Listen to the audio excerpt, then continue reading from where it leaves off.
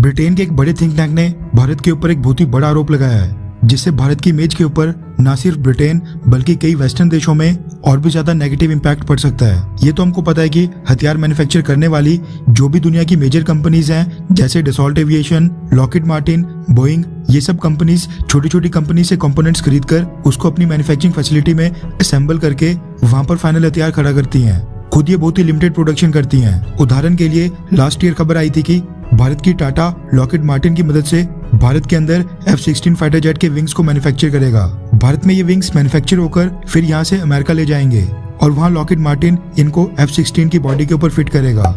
ये तो चलो फाइटर जेट्स के विंग की बात थी। ऐसे हजारों छोटे छोटे इलेक्ट्रॉनिक कंपोनेंट्स होते हैं जिनको अलग अलग छोटी छोटी कंपनी से सोर्स किया जाता है। कंपोनेंट्स बेशक ये बहुत ही छोटे होते हैं, लेकिन इनका मैन्युफैक्चरिंग प्रोसेस काफी कॉम्प्लेक्स होता है और इनके बिना हथियार नहीं चल पाता है। हुआ ये कि यूक्रेन पर हमला करने के कारण आज की डेट में कई सारी यूरोपियन और वेस्टर्न कंपनीज ने रशिया को ये माल सप्लाई करना बंद कर दिया है। इन सब कंपनीज की लिस्ट में ऐसी कई वेस्टर्न कंपनीज शामिल हैं जो छोटे छोटे इलेक्ट्रॉनिक कंपोनेंट्स मैन्युफैक्चर करती हैं। रशिया की हथियार निर्माता कंपनीज कुछ मात्रा में ये कंपोनेंट्स इन्हीं वेस्टर्न कंपनी से परचेज किया करती थी।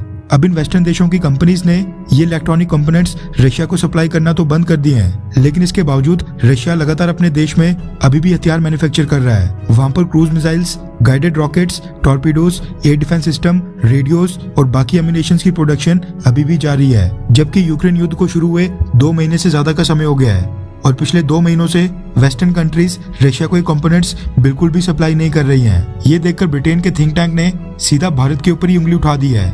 रेफरेंस के लिए आपकी स्क्रीन के ऊपर यूरेशियन टाइम्स के आर्टिकल का स्क्रीनशॉट है, जिसके मुताबिक भारत को एक बहुत ही बड़ा शॉक यानी भारत को बहुत ही बड़ा झटका देते हुए ब्रिटेन की तरफ से एक रिपोर्ट जारी की गई है, जिसमें दावा किया गया है कि रशिया के जो एशियन एलाइज हैं यानी कि भारत और चाइना, ये देश ब्रिटेन और अमेरिका जैसे वेस्टर्न देशों से डिफेंस कंपोनेंट्स परचेज करके रशिया को स्मगल कर रहे हैं। यानी Bharat under the radar Russia के लिए स्मगलिंग का काम कर रहा है। दरअसल ये जो इलेक्ट्रॉनिक कंपोनेंट्स हथियारों में यूज होते हैं, इनका इस्तेमाल आम इलेक्ट्रॉनिक इंडस्ट्रीज, ऑटो और एरोस्पेस इंडस्ट्री में भी किया जाता है। ब्रिटेन के think tank royal United services institute ने भारत के ऊपर आरोप लगाया कि भारत ये ड्यूल यूज वाले इलेक्ट्रॉनिक कंपोनेंट्स ब्रिटेन और वेस्टर्न देशों से परचेज करके रशिया को सप्लाई कर रहा है। इनमें ब्रिटेन से परचेज किए गए ऐसे हाईटेक कंपोनेंट्स हैं जिनका इस्तेमाल जैमिंग टेक्नोलॉजी और मिलिट्री रेडार्स मैन्युफैक्चर करने में किया जाता है। रिपोर्ट में दावा किया गया है कि ब्रिटेन जो हाई फ्रीक्वेंसी ट्रांजिस्टर्स सप्लाई कर रहा है वो फाइनली रशिया के वेपन्स में जाकर फिट हो रहे हैं। और न सिर्फ ब्रिटेन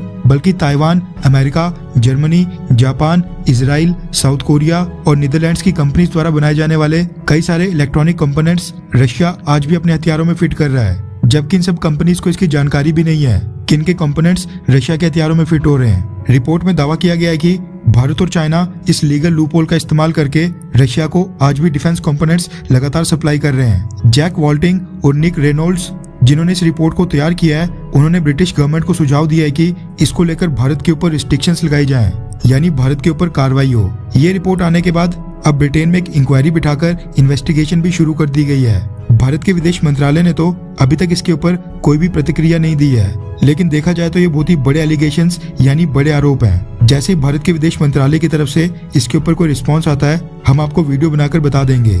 लेकिन अगर आपने हमारे चैनल इंडियन अफेयर्स को अभी तक सब्सक्राइब नहीं किया है तो प्लीज आगे बढ़ने से पहले वो सब्सक्राइब कर दें और हमारी सभी वीडियोस की नोटिफिकेशंस के लिए बेल आइकन दबाना ना भूलें। वैसे आपको क्या लगता है कि क्या भारत वेस्टर्न देशों से इलेक्ट्रॉनिक्स कंपोनेंट परचेज करके चोरी से रशिया को सप्लाई करता होगा, हाँ या फिर ना? नीचे कमेंट करके अपनी राय जरूर बताएं।